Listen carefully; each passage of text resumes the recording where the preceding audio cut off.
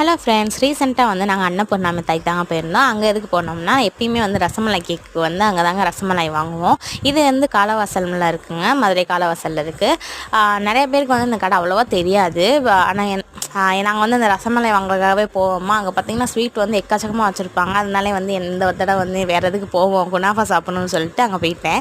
Kunafa வந்து நான் வந்து இது வரைக்கும் டேஸ்ட் பண்ணதே இல்லை. சரி, அங்கே வந்து டேஸ்ட் பண்ணி பார்க்கலான்னு சொல்லி வாங்கியிருந்தோம். 250 ருபீஸ் சொல்லியிருந்தாங்க. டேஸ்ட் பார்த்திங்கன்னா சூப்பராக இருந்துச்சு. உள்ளே வந்து ஏதோ பால்கோவா மாதிரி டேஸ்ட் இருந்துச்சு. பட் அது என்னன்னு சரியாக தெரில.